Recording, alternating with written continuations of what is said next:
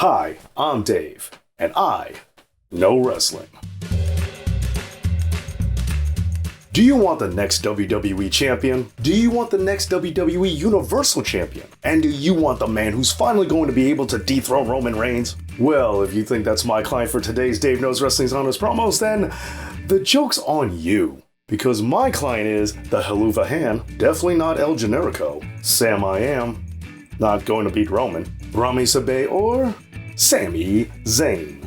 Behold, a wrestler who follows in the proud Drew McIntyre tradition of not being able to beat Roman Reigns. Although, that didn't stop the army of gullible internet marks from proving that kayfabe is just as real as ever, seeing that many of them believed in their heart of hearts that these wrestlers actually had a chance of winning. To which I say,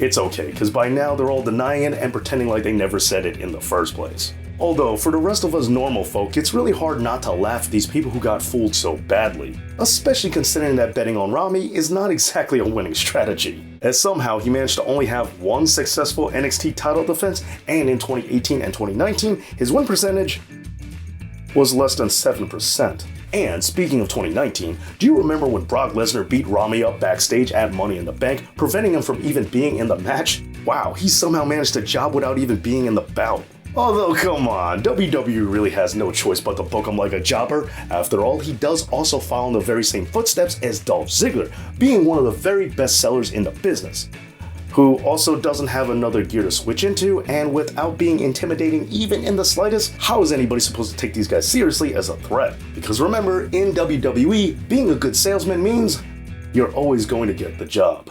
Now, despite all this, for some reason, there are those out there who still thought that Rami was going to main event WrestleMania, even though last year's WrestleMania saw him jobbing to Johnny Knoxville? Man, that would have been some turnaround, huh? But forget about what's going to happen at this year's WrestleMania, and also forget about what happened at last year's WrestleMania, and let's look at what happened at the WrestleMania before last year's WrestleMania, where Rami got dumped by Logan Paul after he lost to Kevin Owens in just one of their 161 matches against each other. And yes, that's the actual number as of this recording, by the way.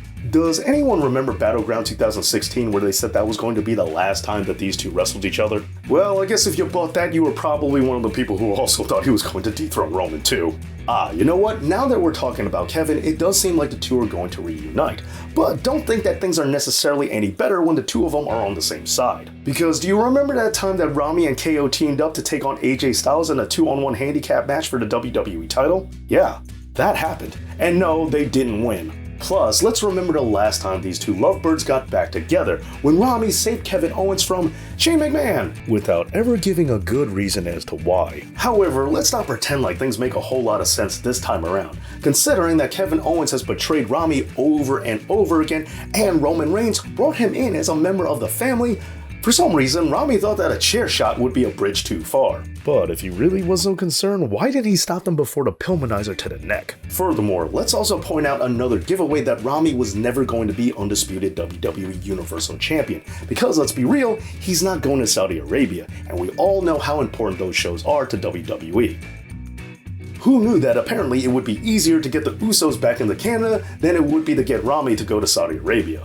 Now look, I know there are many fans out there who feel like Rami truly deserves it because of all the hard work he's done, and his work ethic is great, as long as you don't ask people like Jim Cornette, who have talked about what a pain him and Kevin Owens are to work with. But I know, that was a long time ago and they're completely different people now, and it's not like they were sent home for being unprofessional from the UK tour back in 2017.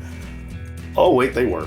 And that's not to mention the 10 months when Rami was out with injury where he said that he didn't even miss wrestling. In the end, if you want a wrestler who introduced Logan Paul to WWE, a wrestler who introduced Bobby Lashley's three sisters to WWE, and a wrestler whose theme song introduced an entire generation of Zoomer wrestling fans to what ska music is, then allow me to introduce to you my client for Dave Knows Wrestling's Honest Promos. Kevin can F himself, the naturally all-red everything. What, I was talking about his beard. No Way Ole, the good Sami, as in he's not Guevara.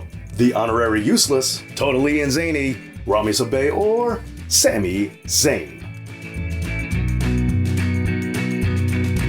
You know, there's this dumb rumor out there that Sami Zayn used to be El Generico. This is ridiculous. El Generico wears a mask. Sami Zayn doesn't. Think, people, think. Now there's a conspiracy for you.